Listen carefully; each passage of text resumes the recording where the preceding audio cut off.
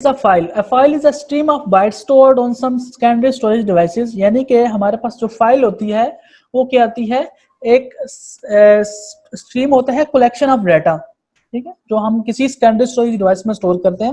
वो हमारे पास कोई भी हो सकती है, सीडी, डीवीडी, हम हार्ड डिस्क, मोस्टली हम हार्ड डिस्क में ही सेव करते हैं, अपनी सीडी ड्राइव में, वहां पे हम सेव करते हैं। अच्छा, अब हमें ये डाटा फाइल्स की जरूरत क्यों होती है, ठीक है, जैसे मैंने पहले आपसे सिनेरियो बनाया था, वो बेसिकली यही है कि हमें बहुत सारी जो हमारी डेली टाइम की प्रॉब्लम्स होती हैं उनके लिए हमें बहुत सारे डाटे को डील करना होता है। अभी तो हमने देखा कि हम इंट को देखते हैं, कैरेक्टर को देखते हैं, डबल को देखते हैं, छोटी सी एक स्ट्रिंग देखते हैं, लेकिन हमने रियल टाइम में हमें बहुत सारे डाटे की जरूरत होती है। अच्छा, उसके लिए हमें बल्क ऑफ डाटा यूज करते हैं, और जो बल्क ऑफ डाटा है वो हम अरे में यूज करते आ रहे हैं। इससे पहले अरे में थोड़ा सा होता है कि ये हमारा जो कंसेक्टिव डाटा होता है एक ही चीज में स्टोर होता है और हम वहां पे यूज कर लेते हैं। जो हमारे वेरिएबल्स होते हैं वो तो बहुत थोड़ा सा डाटा लेते हैं ना। इसी तरह हमने अगर ये जो पॉइंट है जो मैं हाईलाइट करने जा रहा हूं, बेसिकली जो हमारे पास अरे में डाटा स्टोर होता है ना, वो होता है कि रनिंग टाइम के लिए, कि जो ही आप प्रोग्राम रन कर रहे हो, ठीक है, वो तब जब आपने प्रोग्राम में से डाटा, जो प्रोग्राम खत्म हुआ और आपका डाटा भी क्या हुआ, वो भी आपका लास्ट हो गया, ठीक है। अच्छा, अब हमने क्या करना है, हमने अपने डाटे को परमानेंटली सेव करना है। हमने क्या करना है, अपने डाटे को परमानेंटली सेव करना है। अब उसके लिए हम क्या करेंगे, उसके लिए हम फाइल्स यूज करेंगे, ठीक है, और फाइल्स हम कहाँ पे यूज करेंगे, सेकेंडरी स्टोरेज डिवाइसेस में। और रैम में हम डाटा उस तरह स्टोर नहीं करेंगे, क्योंकि रैम में जो हमारे पास डाटा है वो परमानेंटली सेव नहीं होता। अच्छा, अब इसमें हमारे पास डिफरेंस हमने देख लेते हैं कि अरे जो होती है वो रैम में स्टोर होती है, अरे जो है वो टेम्परेरी होती है, अरे का जो साइज होता है वो फिक्स्ड होता है। अरे में फिर हम शेयरिंग नहीं कर सकते एक फाइल से दूसरी फाइल में, जबकि फाइल्स होती हैं ये हमारे पास हार्ड डिस्क में सेव होती हैं, ये परमानेंट होती हैं, हम जितना मर्जी डाटा इसमें स्टोर कर सकें, कोई रिस्ट्रिक्शन नहीं है, और फिर हम इनकी शेयरिंग भी कर सकते हैं एक जगह से दूसरी जगह पर। अच्छा, अब इसके लिए ना हमने कुछ क्लासेस यूज करनी है, जैसे आपने आईओ स्ट्रीम यूज करते रहे हैं, ठीक है। इसी तरह हमारे पास फाइल स्टोरेज के लिए हमारे पास कुछ फाइल्स होती हैं, ठीक है। उनमें हमारे पास, अगर हम नीचे से स्टार्ट करें, तो बेसिकली सबसे पहले जो हमारे पास फाइल है वो आईएफ स्ट्रीम है।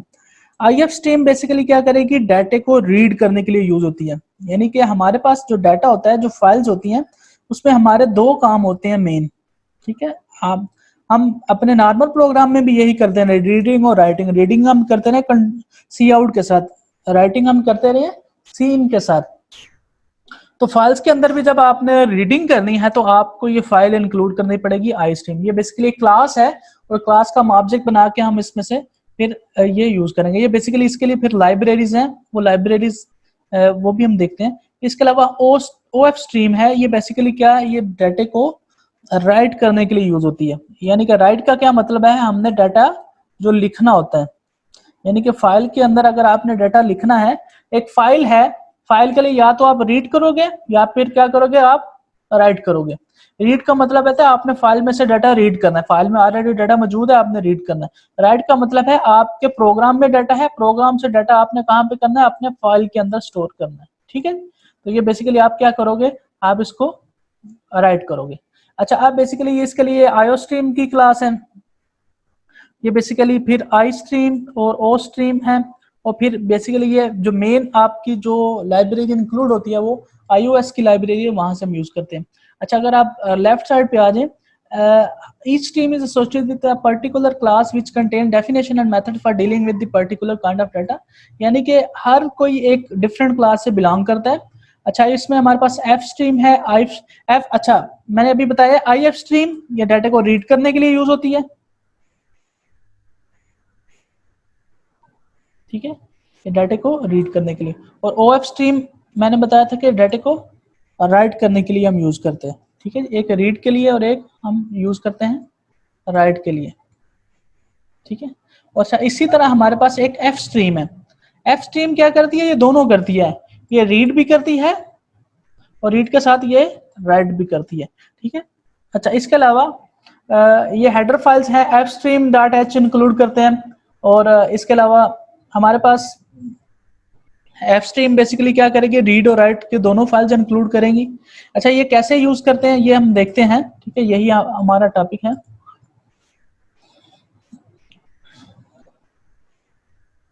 अच्छा एक स्लाइड मिस हो गई है, ये बेसिकली मैंने बात की थी कि हमारे पास एक प्रोग्राम होता है, लेट्स सपोज ये हमारे पास एक सी प्लस प्लस का एक प्रोग्राम है, ठीक है।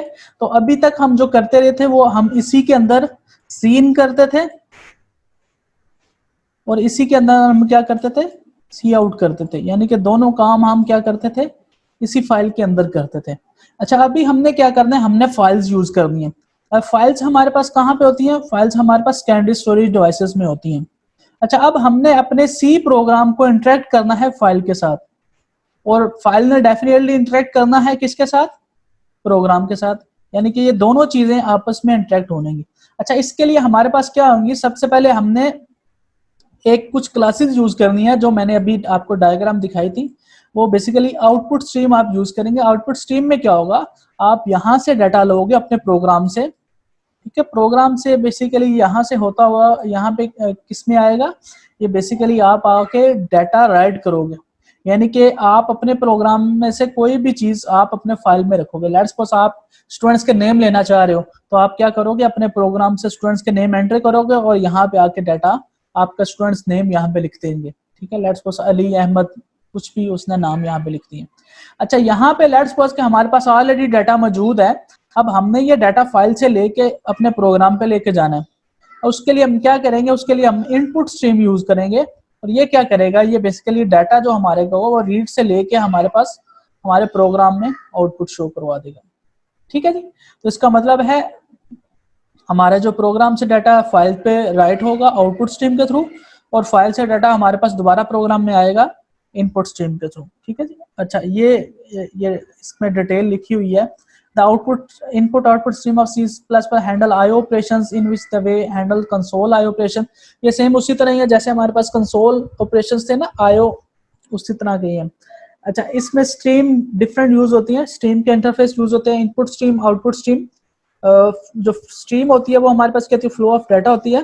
अच्छा डिफरेंट काइंड ऑफ स्ट्रीम्स हैं, आउटपुट स्ट्रीम डाटा राइट करने के लिए, और इनपुट स्ट्रीम डाटा रीड करने के लिए हम क्या करेंगे, यूज करेंगे।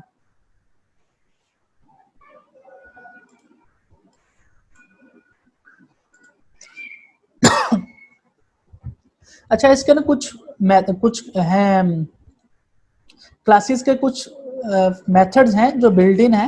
जैसे आई एफ स्ट्रीम क्लास में क्या होता है, एक ओपन फंक्शन होता है, और इसमें हम फिर क्या करते हैं।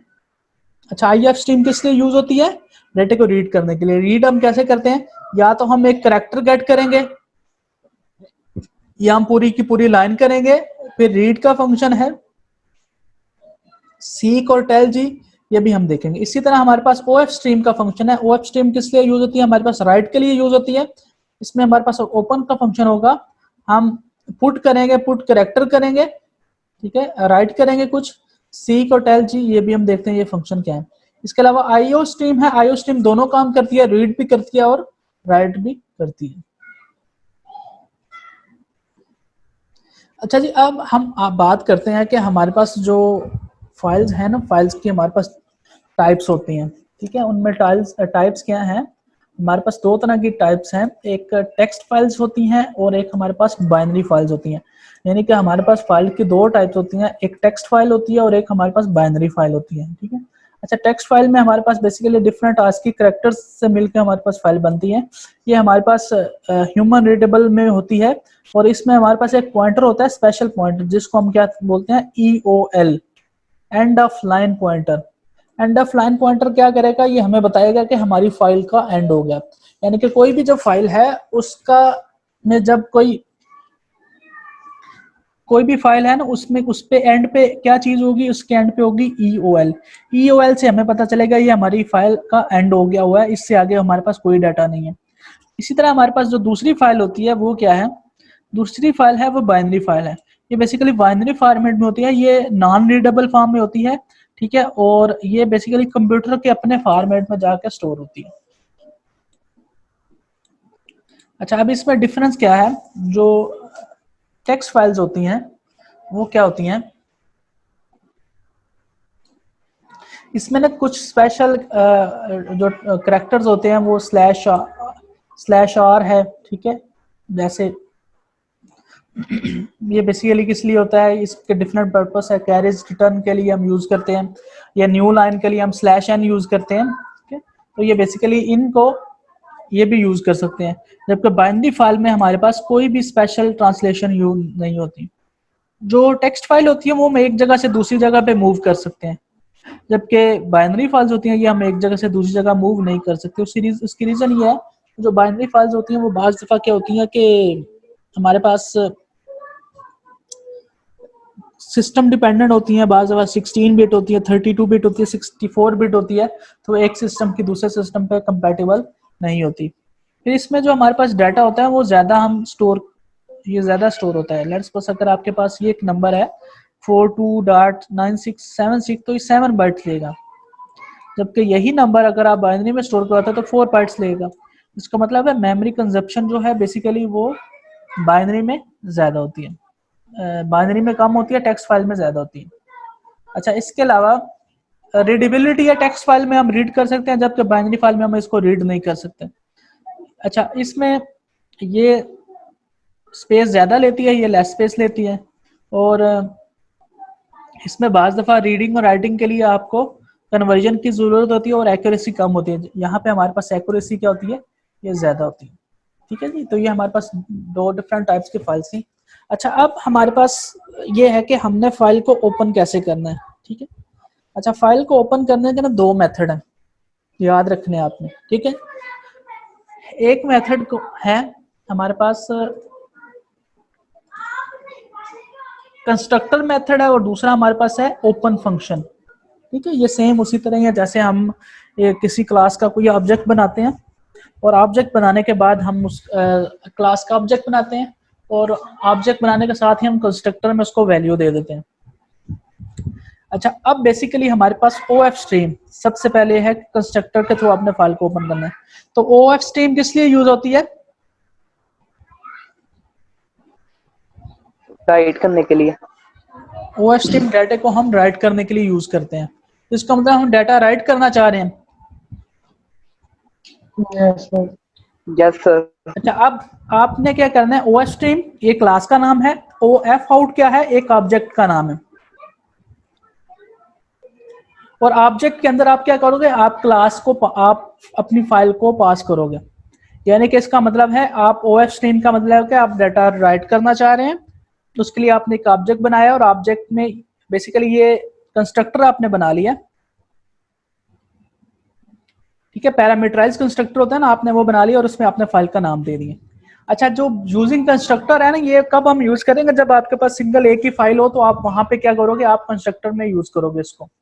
जब आपके पास एक ही फाइल है तो आप क्या करोगे, फिर उसको कंस्ट्रक्टर में यूज करोगे। इसी तरह ये IF स्ट्रीम है, IF स्ट्रीम बेसिकली डाटा को रीड करने के लिए यूज होती है।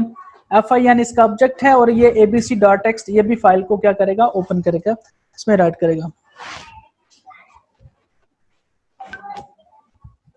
ठीक है। अच्छा, अब इसमें हमने ये एक तरीका हो गया डाटा को, फाइल को ओपन करके उसमें लिखने का। दूसरा मेथड है ओपन फंक्शन के थ्रू। ओपन फंक्शन के थ्रू जब आपके पास एक से ज्यादा फाइल्स होंगी तो आप क्या करेंगे, आप ओपन फंक्शन यूज करें, ठीक है। अच्छा, ओपन फंक्शन यूज करने के लिए आप अगेन IF स्ट्रीम किस लिए यूज होती है, डाटा को रीड करने के लिए। FIN उसका ऑब्जेक्ट है, FIN डॉट ओपन फंक्शन के थ्रू आप अपनी फाइल को ओपन कर दोगे, और फिर आप इसको क्या करोगे, क्लोज कर लोगे, और फिर आप दोबारा क्या करोगे, आप एक और फाइल को ओपन कर लोगे। जी, जैसे आपने बोला ना कि एक हम क्लास बनाते हैं, उसका ऑब्जेक्ट बनाते हैं, और उसके थ्रू हम क्या करते हैं, फंक्शन को ओपन कर देते हैं। यानी कि ये ओपन फंक्शन आप कब यूज करोगे, जब आपकी एक से ज्यादा फाइल्स होंगी, ठीक है जी। अच्छा, अब नेक्स्ट देखते हैं। अच्छा, अब इसके ना ये फाइल के मोड्स भी आपने याद रखने हैं, ठीक है। मोड्स क्या होते हैं कि ये किन किन मेथड के थ्रू हम डाटा को रीड कर सकते हैं। सबसे पहले हमारे पास एक iOS in है, ये क्या करेगा, ये बेसिकली डाटा को रीड करने के लिए हम यूज कर रहे हैं, यानी कि जस्ट रीडिंग के लिए आप क्या करोगे, ये मॉड्स यूज करोगे। आउट का मॉड किसके लिए, ये डाटा को राइट करने के लिए ये वाला मॉड यूज करेंगे, ठीक है। तीसरे नंबर पे ऐप, ऐप का मतलब होता है अपेंड, ठीक है। अपेंड में बेसिकली क्या होगा कि आपने जब कोई रिकॉर्ड एंटर किया, लेट्स सपोज कि आपने एक लाइन की, दूसरी की, 3 लाइनें आपने एंटर कर ली हैं। अब आप ये चाह रहे हो, अगर आपने ऐप यूज नहीं किया होगा, अपेंड यूज नहीं किया होगा, तो जब आप डाटा को लिखोगे ना तो वो क्या करेगा, इन तीनों को रेज कर देगा और दोबारा 3 लाइनें लिखेगा।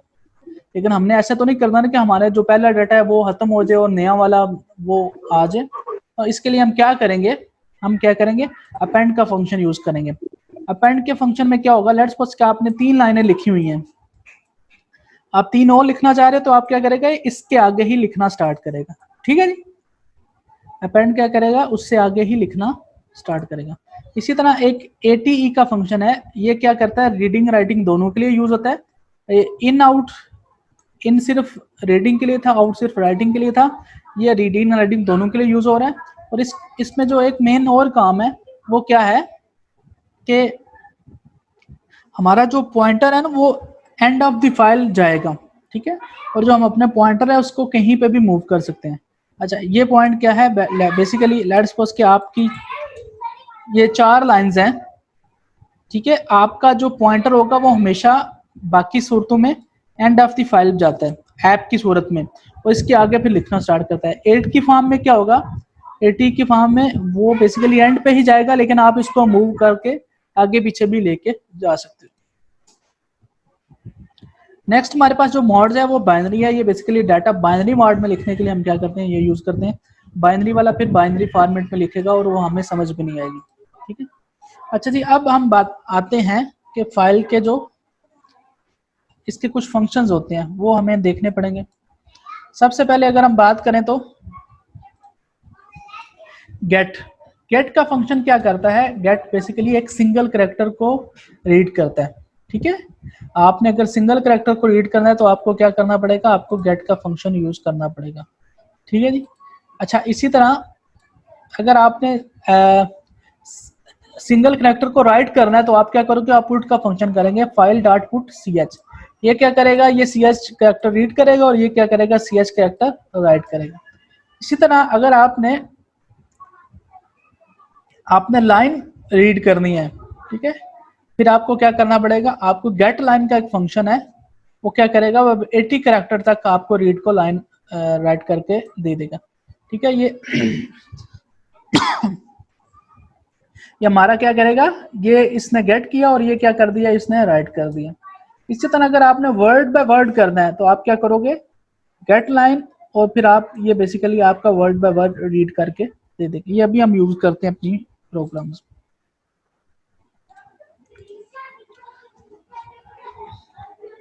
अच्छा जी, अब सबसे पहले हम आते हैं, बात करते हैं कि क्रिएट अ फाइल, ठीक है। Program to create a text file, सबसे पहले हमने टेक्स्ट फाइल को क्रिएट करना है, ठीक है जी। तो उसके लिए आपने ये फाइल इंक्लूड करनी है एफस्ट्रीम की, आपका मेन फंक्शन है। अच्छा, ये कौन सा मेथड हमने यूज किया, 2 तरीके थे फाइल्स को रीड करने के,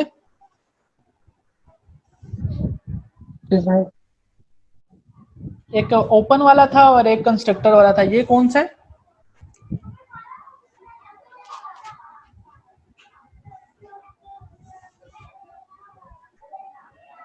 कंस्ट्रक्टर। ये कंस्ट्रक्टर वाला है, ठीक है ना।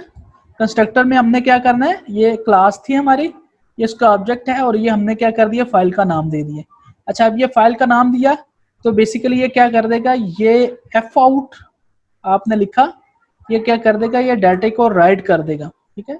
ये वाले सिंबल्स क्या करते हैं, ये डाटा को राइट करते हैं, और ये जो डाटा को राइट करें ये एफ आउट उस ऑब्जेक्ट के साथ कर रहे हैं, तो बेसिकली ये रीड करने के लिए होते हैं और ये हमारे पास क्या करते हैं, राइट करने के लिए होंगे। ये दोनों क्या करेंगे, ये राइट करके आपकी ये 2 लाइंस क्या करेंगे, फाइल के अंदर कर देंगे, ठीक है। दूसरा है कि हमने अगर कैरेक्टर बाय कैरेक्टर करना है, ठीक है, उसके लिए आपने क्या करना है, अगेन आपने फाइल को ओपन कर लिया। अच्छा, इसमें आपको ना एक चीज नजर आ गई होगी, एक वाइल लूप है। लूप बेसिकली क्या होगा, लेट्स सपोज कि एक फाइल है ना, उसमें जब तक जो उसको कैरेक्टर मिलते जाएंगे प्रिंट करवाता जाएगा। कब तक प्रिंट कराता जाएगा, जब तक हमारे पास एंड ऑफ फाइल नहीं आएगा। एंड ऑफ फाइल क्या होता है, एंड ऑफ फाइल होता है बेसिकली एक पॉइंटर है जिससे हमें पता चलता है कि हमारी फाइल यहाँ पे आके एंड होगी है, इसके अलावा नीचे कुछ भी नहीं है। तो ये कब तक रीड करता रहेगा, जब तक हमारे पास एंड ऑफ फाइल नहीं आएगा। और एंड ऑफ फाइल में बेसिकली ये क्या करेगा, ये रीड करके हमें प्रिंट करवाता जाएगा। अच्छा, ये नेक्स्ट हमारे पास है कि हमने वर्ड बाय वर्ड अगर रीड करना है तो बेसिकली हम क्या करेंगे, हम 20 कैरेक्टर का एक वर्ड बना देंगे और 20 कैरेक्टर का वर्ड बना के हम क्या करेंगे, सेम उसी तरह पिछले वाले प्रोग्राम अगर आप देखेंगे तो आप सिर्फ CH पास करोगे। CH का मतलब है सिर्फ कैरेक्टर। वर्ड लेना है तो आप क्या करोगे, आप 20 कैरेक्टर का एक वर्ड बना दोगे। ठीक है, तो सेम उसी तरह ये सेम प्रीवियस वाला। उसी तरह अगर आपने जब लाइन बाय लाइन रीड करनी है तो फिर आप क्या करोगे, आप फिर 80 कैरेक्टर का कर दोगे तो वो क्या करेगा, लाइन बाय लाइन रीड करेगा।